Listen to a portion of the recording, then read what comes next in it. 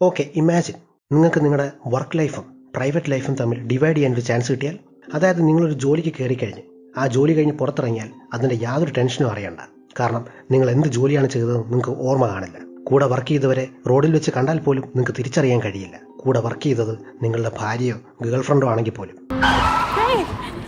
അതുപോലെ തന്നെ നിങ്ങൾക്ക് ആ ജോലിയിൽ കയറിക്കഴിഞ്ഞാൽ പുറത്ത് നടക്കുന്ന കാര്യങ്ങളൊന്നും അറിയാനും കഴിയില്ല. പുറത്ത് നിങ്ങൾക്കൊരു ലൈഫുണ്ടോ, നിങ്ങൾക്ക് വേണ്ടപ്പെട്ടവരുണ്ടോ, ഫാമിലി ഉണ്ടോ എന്ന് പോലും. അതായത് നിങ്ങളുടെ ഉള്ളിൽ നിന്ന് തന്നെ രണ്ട് വ്യത്യസ്ത ആൾക്കാരെ സൃഷ്ടിക്കാൻ പറ്റും.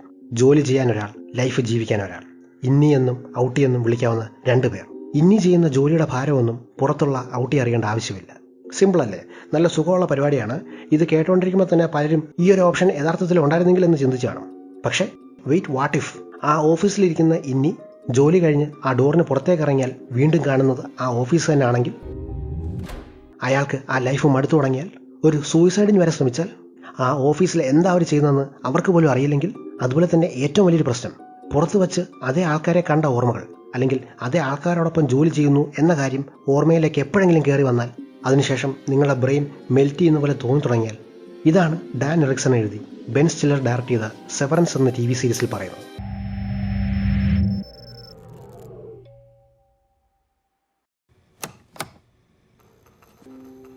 ഒരു നിയർ ഫ്യൂച്ചറിൽ സെറ്റ് ചെയ്ത കഥയാണ് ഇവിടെ പറയുന്നത്. ഈ ഫ്യൂച്ചറിൽ വർക്ക് ലൈഫും സോഷ്യൽ ലൈഫും രണ്ടായി വേർതിരിക്കാനുള്ള മെമ്മറി സ്പ്ലിറ്റിംഗ് ഓപ്ഷൻ ആൾക്കാർക്ക് കൊടുക്കുന്നത് ന്യൂമൻ എന്ന കമ്പനിയാണ്. ഈ ഫ്യൂച്ചറിൽ ലോകത്തെ ഏറ്റവും വലിയ കമ്പനികളിലൊന്ന്.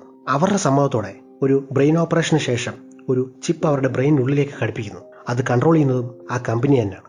ആരെയും ഫോഴ്സ് ചെയ്തല്ല അത്തരം ഒരു പ്രൊസീജിയർ നടത്തുന്നത്. ഈ കഥയിലെ മെയിൻ ക്യാരക്ടറായ മാർക്ക് അയാളുടെ ലൈഫിലൊരു ട്രാജഡി കുറച്ചു നേരത്തേക്ക് മറക്കാനാണ് ഇത്തരത്തിലൊരു പ്രൊസീജിയറിന് തയ്യാറാകുന്നത്.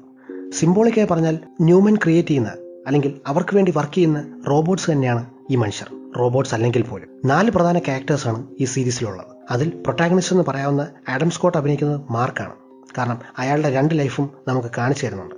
ഒരു ദുരൂഹ സാഹചര്യത്തിൽ തൻ്റെ ഒപ്പം വർക്ക് ചെയ്തിരുന്ന പീറ്റ് എന്നയാളെ കമ്പനി പിരിച്ചുവിട്ടു എന്ന ന്യൂസ് മാർക്ക് അറിയുന്നു. അതിന് പ്രോപ്പറായൊരു ഉത്തരം കമ്പനി അയാൾക്ക് കൊടുക്കുന്നില്ലെങ്കിലും പിന്നീട് പുറത്തു വെച്ച് അയാൾ മാർക്കിനോട് സംസാരിക്കാൻ ശ്രമിക്കുന്നു. താൻ ആരാണെന്ന് ഓർമ്മിപ്പിക്കുകയും ആ കമ്പനിയുടെ യഥാർത്ഥ ഉദ്ദേശം എന്താണെന്നും അയാൾ പറയാൻ ശ്രമിക്കുന്നു. 2 മെമ്മറികളും തമ്മിൽ മിക്സ് ആകുകയും അതുമൂലം ഉണ്ടാകുന്ന കോംപ്ലിക്കേഷനുമാണ് കഥ മുൻപോട്ട് കൊണ്ടുപോകുന്നത്. ഈ കമ്പനിയുടെ ഓഫീസിനകത്ത് എന്താണ് നടക്കുന്നതെന്നുള്ളത് ഈ സീരീസിന്റെ ഏറ്റവും വലിയ മിസ്റ്ററികളിലൊന്നാണ്. 1800കളിൽ സ്ഥാപിച്ച ഈ കമ്പനിയുടെ യഥാർത്ഥ ഉദ്ദേശം എന്താണെന്ന് പല അഭ്യൂഹങ്ങളുമുണ്ട്. ഇതൊരു ഫാർമസ്യൂട്ടിക്കൽ കമ്പനിയാണെന്നും, അതല്ല കോസ്മെറ്റിക്സ് ഉണ്ടാക്കുന്ന കമ്പനിയാണെന്നും, അതുമല്ല വെപ്പൺസ് ഉണ്ടാക്കുന്ന കമ്പനിയാണെന്നും പല തിയറികളും ഇതിന് പിന്നിലുണ്ട്. അതുമല്ല ചിലപ്പോൾ ഹ്യൂമൻ ക്ലോണിംഗ് വരെ ഇവിടെ നടക്കുന്നുണ്ടായേക്കാം.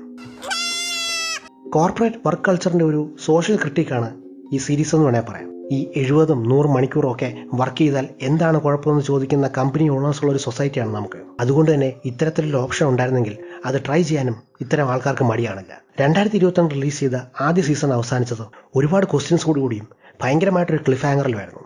3 വർഷത്തെ കാത്തിരിപ്പിന് ശേഷം ഈ ആഴ്ച ഈ സീരീസിന്റെ സീസൺ 2 റിലീസ് ചെയ്യുകയാണ്. അതുകൊണ്ട് തന്നെ ഈ സീരീസ് ഞാൻ നിങ്ങൾക്ക് റെക്കമെൻഡ് ചെയ്യും. ഡെഫിനറ്റ്ലി ഒരു മാസ്റ്റർ പീസ് സീരീസ് തന്നെയാണ്. സോ ഇതാണ് എൻ്റെ ഇൻട്രൊഡക്ഷൻ ടു സെവറൻസ്. എൻ്റെ ഈ വീഡിയോ ഇഷ്ടപ്പെട്ടെങ്കിൽ എൻ്റെ ചാനലിലെ മറ്റ് വീഡിയോസ് കയറി നോക്കുക. കണ്ടന്റ് കൊള്ളാമെന്ന് നിങ്ങൾക്ക് തോന്നുമെങ്കിൽ ദയവായി like and subscribe to weekend reviews. അടുത്ത തവണ പുതിയൊരു വീഡിയോ ആയിട്ട് വരാം.